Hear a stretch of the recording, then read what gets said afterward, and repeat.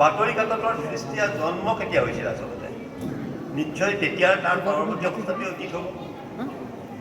দেখিলে যে ইয়াত কৃষ্ণ ধৰ্ম প্ৰচাৰ কৰাৰ কাৰণে অৰুণোদয় নিৰ্মাণ, তেওঁ মাজুলীলৈ সেই সময়তে মাজুলীলৈ চপা যন্ত্ৰণী তেওঁ আসাম বিলাসিনী 1871 চনত আসাম বিলাসিনী আমাৰ কাকতখন আছে, অসমৰ দ্বিতীয়খন কাকত তেতিয়াই। গতিকে তাৰ পৰৱৰ্তী 1882 চনৰ পৰা এনেধৰণৰ পদ্মনাথ গোহাঁই বৰুৱা আসাম নিউজ ওলালে, পানী ওলালে, অসম বন্তি ওলালে, বাঁহী ওলালে, পৰৱৰ্তী অৱস্থাত ধাপে ধাপে গ'ল। আৰু আপোনালোকে জানে আবাহন ওলোৱালৈকে অসমত প্ৰকাশ হোৱা প্ৰতিখন বাতৰি কাকত আলোচনীত একোটা যুগৰ নিৰ্ণয় কৰিছিল। বাঁহী আমি কৈছিল বাঁহীৰ যুগ, আবাহনৰ যুগ, জোনাকীৰ যুগ, এইধৰণে আমি একোটা যুগ, কিন্তু প্ৰতিখনে যে এটা যুগ দিয়াইছিলে এনে নহয়, বাঁহী আৰু আবাহন এটাতকৈ দীৰ্ঘদিন দিয়াই আছিল। গতিকে সেই সময়ত বাতৰি কাকতবিলাকে একোটা এখন আমাক সমালোচনা কৰিব গতিকে তাত কিছু নাকি লগোৱাৰ প্ৰয়োজন আছে। তেওঁলোকে তেতিয়া বাতৰি কাকতখনক প্ৰকাশ কৰিলেই নহ'ব, বাতৰি কাকতখন চৰকাৰৰ ঘৰত নিয়ন্ত্ৰিত হ'ব লাগিব। তাত চৰ্ত কিছুমান দিয়া হ'ল। চৰ্তটো কি? বাতৰি কাকতৰ তলত মুদ্ৰকৰ নাম থাকিব লাগিব। সেই আদামৰ দিনত, ইংৰাজ চৰকাৰৰ গভৰ্ণৰ জেনেৰেল আদামৰ দিনৰ কথা, সেইটো আদাম এক্ট বুলি জনাজাত হৈ গৈছিল। বাতৰি কাকতৰ মুদ্ৰকৰ নাম, সম্পাদকৰ নাম আৰু স্বত্বাধিকাৰৰ নাম আৰু ঠিকনা থাকিব লাগিব। আৰু এই গোটেই কথাখিনি চৰকাৰ ঘৰত প্ৰতিটো ইছ্যু তেওঁ চৰকাৰ ঘৰত জমা দিব লাগিব আৰু চৰকাৰৰ অনুমোদন ল'ব লাগিব, আৰু দেওবাৰে বাতৰি কাকত প্ৰকাশ কৰিব নোৱাৰিব। সেই সময়তে মন কৰক, এই যে তেতিয়াৰ দিনত আদাম আইনৰ মাধ্যমেদি বাতৰি কাকতৰ নিয়ন্ত্ৰণ কৰা যিটো পদ্ধতি ক্ৰমাগতভাৱে আজি 21 শতিকালৈকে সেই ইয়াৰ নিয়ন্ত্ৰণটো আছেই। এতিয়া বাতৰি কাকত জানে আমি ৰেজিষ্ট্ৰেশ্যন কৰিব লাগে, এইখিনি যিখিনি চৰ্ত আদাম আইনৰ আছিলে এইখিনি এতিয়াও প্ৰযোজ্য। গতিকে এনেধৰণৰ আহি ভাৰতবৰ্ষত কাকত 148খনকৈ ক্ৰমাগতভাৱে বাবে আহি গৈ থাকিল।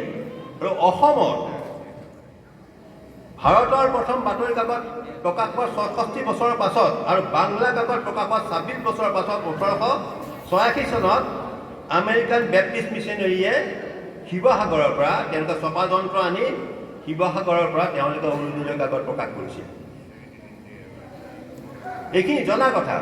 অৰুণোদয় প্ৰকাশ হোৱাৰ পৰৱৰ্তী অৱস্থাত তেওঁলোকে যিহেতু অৰুণোদয়ত কিছু খ্ৰীষ্ট ধৰ্ম কথা যিহেতু বেপ্টিষ্ট মিছনেৰী প্ৰকাশ কৰিছিল, খ্ৰীষ্ট ধৰ্ম কিছু খ্ৰীষ্ট জন্মৰ 59 বছৰ আগৰ ৰোমান সম্ৰাট জুলিয়াছ চিজাৰৰ দিনত। সেই সময়ত ৰাজ্যৰ বাতৰিৰে ৰোমান সাম্ৰাজ্যৰ বিভিন্ন ৰাজকীয় বাতৰিবোৰ, অন্যান্য কথাবোৰ জনসাধাৰণক জনোৱাৰ কাৰণে সেই সময়ত হাতেৰে লিখি ৰাজ্যখনৰ ঠায়ে ঠায়ে আঠা লগাই পেলাই একোখন লগাই দিয়া হৈছিল। আৰু তাৰ নাম দিয়া আছিল একটা দিয়ানা। একটা দিয়ানা মানে দৈনিক বাতৰি। এইটো হ'ল বাতৰি কাকতৰ প্ৰথম জন্ম খ্ৰীষ্টপূৰ্ব 59 বছৰ আগত। এই ধাৰণাটো বাতৰি কাকতৰ ধাৰণা, অৰ্থাৎ জনসাধাৰণক জানিবলগীয়া সংবাদসমূহ জনাই দিয়াৰ এই প্ৰয়াসটো খ্ৰীষ্টপূৰ্ব 59 বছৰ আগৰ ৰোমান সাম্ৰাজ্যত জুলিয়াছ চিজাৰৰ দিনত।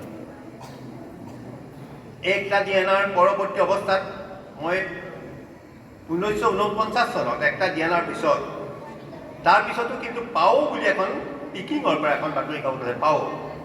সেই পাও কাকতখন হাতেৰে লেখাৰ পৰা ছপা মাধ্যমলৈকে কিন্তু আছিল, দীৰ্ঘদিন চলি আছিল। সেইটো হ'ল ৰাজকীয়ভাৱে প্ৰকাশ কৰা সেইখন এখন বাতৰি কাকত। আৰু সেইখন বাতৰি কাকত কিন্তু হাতেৰে লিখি পৰৱৰ্তীবাৰ ছপা মাধ্যমে মানুহৰ ঘৰে ঘৰে বিলোৱা হৈছিল, পাও। 1949 চনত ছপা যন্ত্ৰ যেতিয়া আৱিষ্কাৰ হ'ল, 1949 চনৰ 1453 চনত, ভুলবশতঃ 1900 কথাটো আহিছে, 1453 চনত বাতৰি কাকত যেতিয়া ওলালে, তেতিয়া ইটালী প্ৰথমে সৰু সৰু মাজৰখিনি মই ক'বলৈ গৈ তাত থুলমূলকৈ কৈছোঁ, সৰু সৰু কিছু পুস্তিকা উলিয়াবলৈ আৰম্ভ কৰিলে।